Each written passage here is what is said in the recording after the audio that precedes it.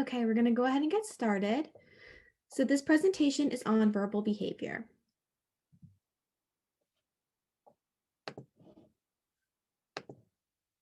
Hi, my name is Avery Allen and I'm a BCBA LBA in Northern Virginia. I've been working in the field of ABA for about 6 years now and supervising for over 2. If you're interested in learning more about my consultation services, supervision services, or want to schedule time to talk, please reach out via email. I'm giving this presentation on behalf of MDA Africa. They offer a wide variety of services, including ABA services in several different countries across the world, including Africa and Europe, and they work with a variety of BCBAs and do offer teletherapy. So their email will be at the end of the presentation if you're interested in reaching out for more information about their services. So what is verbal behavior? Verbal behavior is behavior that's mediated by other people. So basically, it's when another person is in the middle of delivering reinforcement. And it was developed by B.F. Skinner. So here are some examples. So asking for something, crying until you receive a drink, signing or using a picture exchange communication system to ask for a drink, writing a note to get a drink, basically anything that will communicate to another person that you are thirsty and you want a drink. A non-example would be realizing you're thirsty and getting up and getting your own drink independently. So in this situation, there would not be an interaction with another person. There are 4 main verbal operants that we're going to go over as we go through this presentation. So we have a mand, which is a request, a tact, which is labeling an item, echoic, which is imitation, and an interverbal, which is fill-ins or answering questions. So when you're teaching verbal behavior, it's important to discriminate between speaker and listening behavior. And so the speaker is who's emitting the verbal behavior. And they often influence the listener's behavior by delivering a reinforcement or whatever they're talking about. And the listener delivers the reinforcer to maintain the speaker's verbal behavior. So they often cue the speaker to use appropriate responses, and they discriminate the speaker's verbal behavior. And often when we're having an interaction with another person, we can be both the speaker and the listener. So for example, if a child asks for a snack, they would be the speaker. The listener would then be the caregiver who's providing the reinforcer of the snack to the individual. So when we're teaching verbal behavior, it's important to teach each verbal operant separately. Some of them are very similar, and words can have multiple functions. So for example, you could use for a goldfish cracker, it could be a mand, you could ask for one, you could imitate it, echo it if somebody says it and you answer. You could identify it in a picture, or if somebody asks you, what's your favorite snack? You could say goldfish. So that one word can be used in all 4 operants. We want to make sure we include a variety of reinforcers when we're teaching verbal behavior, especially attention from other people. So verbal behavior relies on an interaction with another person. And so we have to make sure that the attention from other people or the response that they're getting from other people is reinforcing to the individual. It's important to remember that verbal communication does not require speaking. So it could be writing, it could be signing, exchanging a picture in a picture exchange system. It could be pointing. It's really about the interaction with the other person. And the individual who we're teaching to needs to be an effective speaker and an effective listener. So they need to be able to communicate their wants and their needs in whatever form is appropriate for them, but then they also need to be able to be a listener and respond when other people engage with them. It's also really important that we teach how to use words, not just teaching words. And we're teaching in a wide variety of environments with a wide variety of people. Sometimes when we work with children who have a developmental disability, they are very specific about where they learn certain skills, and they will separate them based on the environment or the people that are around them. And so when we're teaching verbal behavior, we really want that to be a skill that they can use in any environment with any individual. And so it's really important to generalize those skills. So building reinforcers. This is one of the beginning steps when you first start teaching verbal behavior. And so a reinforcer is a consequence that increases the future probability of a behavior. It always follows a behavior and it leads to effective teaching. We have to make sure that we know what the individual likes, what they prefer to do, and what they don't like too. So how do we develop a reinforcer? So we can use a reinforcer checklist. So that's basically just a big long list and you just go through and you make note of what they play with, if they like physical play like tickles or hugs, if they like certain snacks, if they like more actions, and things like that. We can look for approach and avoidance behaviors. So if we have a bunch of things out or a bunch of options available, what do they approach? What do they not approach? And we can do preference assessments. And as I mentioned before, it's really important that we build relationships. So sometimes we have to teach that other people and reinforcement can be connected. And so there are two main steps when doing this. And so that's pairing with known primary and secondary reinforcers and removing all aversive stimuli paired with the individual. And so this is often done, for example, if you're a professional and you are going to work with a new individual, you may spend the first couple of sessions that you're there playing with them, getting to know them, letting them get to know you. They kind of direct the session. They may get to choose a lot of activities and things like that. So that's you right there pairing yourself with them. We want them to seek out your attention. We want them to seek out your reactions so that you're reinforcing to them so that they want to spend time with you. It's an appropriate learning environment for them and things like that. And then again, we want to generalize that to a lot of different people. So if you're not the only professional working with the child or the child has multiple caregivers or things like that, we want to make sure as many people as possible are positively paired with the child. So now we're going to get into the verbal operants. So Amand, this is a request. It can be for a snack, a favorite toy. It can be for attention. So it could be more truck please, exchanging a picture of a truck to get it, signing more. There are a lot of different ways you could ask for something. And it's really important to teach MANs because a lot of the times when we can't get our basic needs or wants met, we have high levels of frustration. And that may be where we're seeing some of those difficult behaviors, tantrums, aggression, self-injurious behavior. And so being able to teach MANs really helps decrease that frustration so that the individual knows that they can communicate what they need or what they want. It also helps pair people with reinforcers. So it helps the people become generalized condition reinforcers. So what that means is the individual knows that they can ask for something and the actual item is the reinforcer, but also the person becomes reinforcing as well because they're delivering that item to the individual. And it teaches how to request in an appropriate way. So then that helps people in different settings. So for example, if you have an individual who often engages in crying to get access to a snack and you as the caregiver know that, somebody else who then cares for your child or when they go to school, they may not know that. And so teaching a MAN that's universal, whether it's a word, a sign, a picture, helps other people in different settings be able to provide that same response when they ask for things. So there are two main types. So there's an approach MAN. And so this is reinforced by positive reinforcement. So for example, pointing to an item and receiving it. And then we also have avoidance MANs. So this is reinforced by the removal of an aversive stimuli. So for example, if you ask them if they want something and they say no, and that item is no longer being offered. There are a few common elements. So for example, we want to make sure we utilize effective reinforcers and aversive stimuli. So we're offering a wide variety of things for them to ask for or say no to. We want to make sure we use reinforcer deprivation. So what that means is if you know, for example, if you know a child really likes goldfish and you really want to work on MANs during your session today, or you're a parent, you want to work on them during snack time, potentially don't give them goldfish throughout the day, give them a different snack, and then they could have access to that. That will increase their motivation to ask for them. We want to make sure we're really observing approach and rejection responses. That's really important to make sure that we're paying attention to what items they're approaching, what items they're turning down. We can provide prompts if needed, and we often will wait for the individual to respond.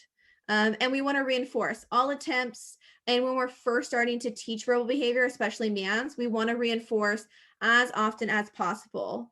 We want to give them access to whatever they're asking for.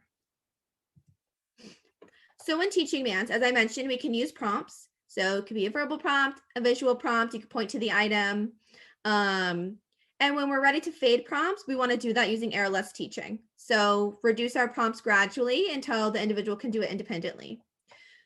It's really important to teach MANs in a natural environment, since it is there is a skill that occurs very frequently. And then here are a few strategies to increase opportunities. So we want to use frequent and small reinforcers. So if they, for example, if you're working with a snack, maybe give them one goldfish at a time, or give them one grape at a time or something like that, so that they're not filling up on a whole bunch of snack, because then they're not motivated to ask anymore. We want to contrive opportunities. So place things out of reach, place things in a closed bin that they need to ask help to open, place things where they can see them, but they can't reach them, things like that. We want to use incidental teaching. So that is just teaching when opportunities arrive. So not only are we contriving opportunities, we're also taking advantage of opportunities that naturally occur. We want to present incomplete materials. So maybe give them paper, but no crayons, or give them all the Play-Doh toys, but no Play-Doh, teaching them to ask for those missing items. We can use mild aversive stimuli. So that's teaching them to say, no, I don't want that, things like that. And we want to present choices so that they can learn to ask or say no to a wide variety of things. Then we have echoics. So an echoic is basically an imitation, and there are 4 key features. So the model is presented before the imitation occurs, and then it's imitated within 3 to 5 seconds. So the learner will emit the same behavior as the model, and the model controls the imitative response. And so echoics and imitation really refers to the imitation of novel models without reinforcement. And so this skill is really used not only for verbal behavior, but also to increase the observations and learning of a lot of other behaviors that come through modeling and watching another person engage in it. So as I mentioned, it's really important because without imitation or echoics, the individual is unlikely to learn additional language. So for example, if you're working with a learner who struggles with imitating, they are probably going to struggle with MAND training or learning how to tact or things like that, because those do often require imitation. It can also help increase social behaviors, because it's really helpful when teaching other skills and behaviors. So a lot of the times children will watch peers, siblings, parents, caregivers complete something, and then they will imitate that, and that's how they learn. And it's also a step in increasing contact with other people. So when we're teaching echoics, it's really important to make sure that there are certain prerequisite skills present. So the individual needs to be able to sit, look at the teacher or instructor. They need to be able to keep their hands in their laps, or at least down on the table or still. And they need to be able to look at objects. So for example, if you're imitating, they need to be able to look at your face or your mouth so that they can see how it's moving to imitate the sound. You can complete pre-testing before, so making sure that they have those prerequisite skills. Can they attend long enough to be able to hear a word or a sound and then repeat it? And then this is typically done during discrete trial training, so that you can have a very controlled environment and really make sure that you have the individual's attention. Tacting. So as I mentioned before, a tact is a label, and it's reinforced by its consequence, which is typically an interaction with other people. This is why it's so important to really build those reinforcers before you start verbal behavior training and teaching verbal behavior, because a lot of the reinforcement involves an interaction with another person and liking and feeling like that's reinforcing to you. And so there are many forms of a tact. So it could be a noun, it could be a verb, it could be a property of an item like fuzzy. It could be an action. It's really just a label. So when teaching it, we often use MAN training Because, for example, you could hold up a toy truck and the chat could say Chuck, right? And they could be manding for it. And then you could say, what is this? And they could say Chuck, right? Because you know that that's a man that they already know. They know what this item is called. And when we do that, we fade motivating operations and echoic prompts. So it would be less about them feeling motivated to get access to the truck and really focusing on the labeling of the truck. And like I said, we present and fade echoic prompts for them to learn different items. And once you have a learner that is able to tact a wide variety of things, we can start teaching feature, function, and class of different items. And that's done through conditional discrimination training, which includes receptive language. And so basically what that does is it helps demonstrate understanding of different objects based on their context. So a lot of the times you'll see, if you're a professional, you probably have done this, if you're a parent whose child receives services, a lot of the time professionals will use pictures or actual items and they will lay them out, and it may be a picture of a dog, a picture of a banana, and a picture of shoes, and it will be, which one do you wear? Right? So that's the function of the shoe. Which one do you wear? You wear your shoes. They may say, which one is yellow? Right? The banana is yellow. That's a feature. It may say which one is an animal. The dog is an animal. That's its class. So you're teaching somebody that it's not just a label, but there's more meaning to the word as well. Interverbals. So an interverbal is one of the only verbal operants that doesn't have one-to-one correspondence with their verbal antecedent. And it's reinforced by social interaction. And so those are your fill-ins, your WH questions. So for example, the wheels on the learner would fill in bus, asking, what day is it? Where do you go to school? How old are you? Right? All of those different WH questions. So in teaching interverbals, it's important to start out with man training again, and then we start fading out those motivating operations and echoic prompts, because just like a tact, an interverbal is not really reliant on high motivating operations to gain access to the item. It's reliant on receiving that social reinforcement. And when you teach interverbals, it's really important to make sure that your learner has a large repertoire of echoics, tacts, and man. So this is a more advanced verbal behavior skill. And so if you're working with a learner who struggles with echoics or manding or tacting, you wouldn't teach this skill yet. And so there are two additional verbal operants. And so we have textual. So that's when a written word is read aloud. So the antecedent is the written word, and the reinforcer is the interaction and praise from another person. So for example, when a learner is reading from a book, or when they are reading from instructions, and it's really about the reinforcer. So the reinforcer has to be that they're receiving that interaction and praise from another person. And then we have transcription. So this refers to correctly writing down what another person said. So the antecedent would be the spoken language of the speaker. The response would be the individual is writing things down. And then the reinforcement, again, would be that praise and social interaction. So in conclusion, we have to make sure that when we're teaching verbal behavior, we're teaching variability, and this increases the spontaneity in language.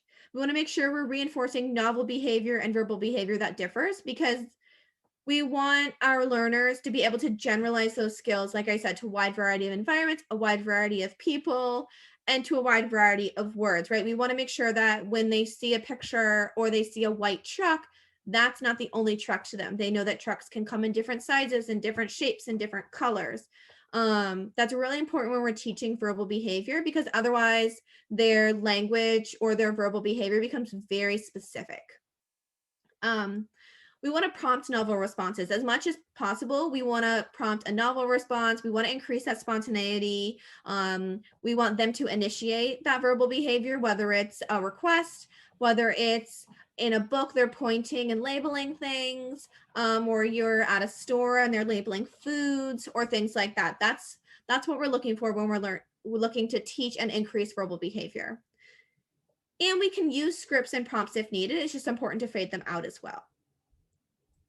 And so in conclusion, there are 4 main verbal operants and 2 additional verbal operants. So we've got the demand, which is the request, an echoic, which is imitation, a tact, which is labeling, an interverbal, which is your fill-in or your WH questions, textual, which is reading aloud from a book or on a piece of paper, and transcription, which is writing something that you've heard someone else speak. It's important to keep expectations realistic when teaching verbal behavior. It's a really big task. And for a lot of our learners, it can be a really hard skill for them to learn. So it's important to make sure that you've really paired yourself with them. It's important to make sure that they really feel that social interaction is reinforcing and you found a way that makes it reinforcing for them, and that we take it slow. And we're really making sure that they're not feeling like they're putting in more work than they're getting back in reinforcement, because that may deter them from continuing to engage in this behavior. We want to make sure there's a distinction made between form and function. And so form is important, but also function is important too. So we want to make sure that our learners are having high levels of functional communication, functional verbal behavior, because that's really important. Their verbal behavior is serving them a purpose. They're able to use it to their advantage to get access to what they need, whether it be attention, social engagement, an item, things like that. And also, if you're a parent or a caregiver and you feel like your child needs help with verbal behavior or learning it, identifying a professional to work with your child who's been trained in verbal behavior, who can really help you set something up and explain to you how to present things and how to really increase your child's verbal behavior. So if you have any questions, you can reach me on my email below. And as I mentioned before, MDA Africa offers a wide variety of services, including ABA services, and they are offering teletherapy services right now. They work with several BCBAs in a few different countries. So if you're interested in any of their services, you can reach them at their email below as well. Thank you.